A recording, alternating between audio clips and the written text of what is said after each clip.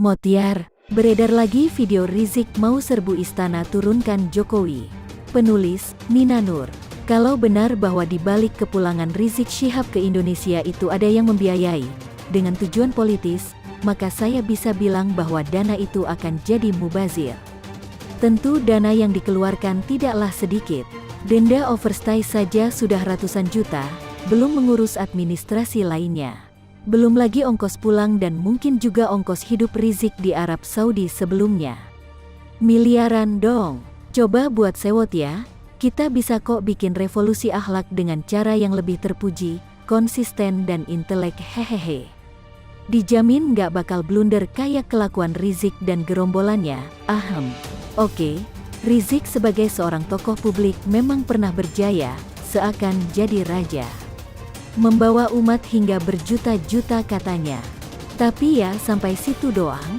Rizik juga kena banyak kasus hukum, bahkan pernah jadi buronan kasus chat porno. Ini sesuatu yang tidak bisa dihapus begitu saja. Secara di internet gambar-gambar chat dan perempuannya itu terus saja ada. Lalu Ahok yang dulu berhasil dipenjarakan oleh Rizik, kita sebut saja begitu ringkasnya ya, sekarang sudah berada di posisi terhormat. Hidupnya pun enak tanpa kekurangan. Jauh dari doa-doa Rizik waktu itu.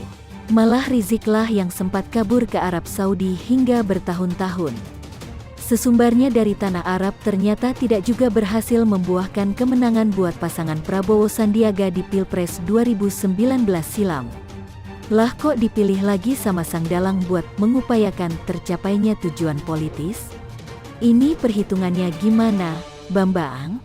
Bandingkan saja dengan tindakan Menteri BUMN Erick Thohir ketika baru diangkat jadi menteri waktu itu ya. Dia mengganti banyak petinggi BUMN, membongkar banyak anak perusahaan BUMN yang gak jelas dan mencopot dirut Garuda terkait kasus penyelundupan sepeda mewah. Dengan rangkaian kegiatan singkat itu saja, nama Erick Thohir langsung naik jadi perhatian publik, bahkan langsung mau diusung jadi Capres 2024. Mbok ia nyari tokoh publik yang intelek gitu loh. Rakyat sudah cerdas loh, bahkan yang di pelosok-pelosok. Ingat Pilpres 2019, hanya di daerah-daerah tertentu, pasangan Jokowi Ma'ruf mengalami kekalahan telak di atas 50%, misalnya di Aceh, Sumbar, Banten, NTB, Kalsel, dan Sultra. Bahkan di Jabar yang jadi lumbung suara PKS, kekalahan itu tidak sampai 10%. Di Jakarta saja Prabowo Sandi kalah. Terus ngapain coba ongkosin Rizik pulang? Terbukti, sesudah pulang ke Indonesia, Rizik ini tidak henti-hentinya bikin blunder. Dari ketidaktaatan pada protokol karantina 14 hari, bikin kerumunan massa, lalu jatuh sakit. Belum lagi masa pembela Rizik di beberapa daerah menambah blunder itu. Di Jakarta ada Maher vs Nikita. Di Pamekasan rumah Ibunda Mahfud MD digeruduk dan mau dibakar. Di Makassar pelaku yang melukai peserta aksi penolakan Rizik akhirnya ditangkap polisi di Sekretariat FPI Makassar. Baliho Rizik dicopot oleh TNI, bahkan dirobek-robek dalam prosesnya. Tindakan TNI ini memacu keberanian warga masyarakat di berbagai daerah untuk menolak kehadiran Rizik di sana. Bahkan di Banten pun ada aksi massa serupa. Massa pun tidak takut merobek-robek, menginjak-injak bahkan membakar spanduk Rizik. Pihak kepolisian pun tidak main-main, dikawal pasukan Brimob buat nganterin surat ke Petamburan. Boleh dibilang, citra Rizik sudah sangat di ujung tanduk. Senggol dikit ya jatuhlah. Yang kayak gitu mau jadi andalan buat bikin perubahan politis? Hanya orang bodoh yang masih mempertahankan Rizik.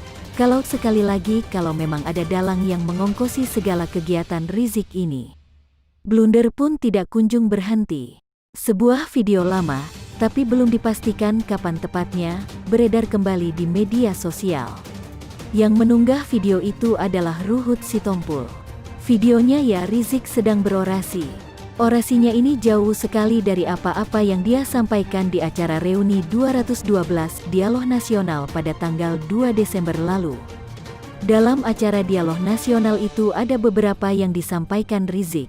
Di antaranya menjelaskan revolusi akhlak yang dia sandingkan dengan sila-sila dalam Pancasila, juga mengajak semua pihak hijrah ke sistem berbasis tauhid yang menurutnya sesuai dengan sila pertama Pancasila. Lalu, Rizik menegaskan tidak ada niatan makar. Jangan ada dengar kata revolusi akhlak itu revolusi bersenjata, itu nggak betul. Kami ini dididik guru kami dengan Ahlussunnah wal Jamaah. Kita tak boleh melakukan pemberontakan pemerintahan sah.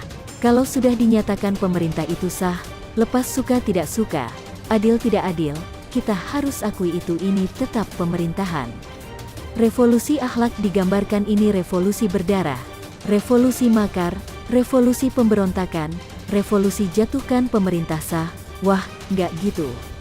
Kita selalu buka diri, rekonsiliasi, ayo sama-sama duduk saling memperbaiki, ujar Rizik. Duet maut, Satgas konfirmasi Anies Riza penular ke 24 orang, karma ketemu Rizik. Rizik di satu sisi ada positifnya yaitu meminta maaf gegara kerumunan yang secara bergelombang muncul di DKI. Dalam sekejap klaster demi klaster COVID tercipta. Tapi si Anies beserta punggawanya masih ngeyel level akhirat dan masih melempar kesalahan ke daerah lain sebagai penyebab klaster COVID yang membesar di ibu kota.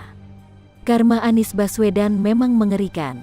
Setelah menebarkan virus pengibulan dan pembodohan ke media dan ditelan pendukungnya yang sebagian warga DKI dan luar DKI, Anies terus merangsek dengan jurus mautnya dan kali ini masih berkaitan dengan lidah alias mulut.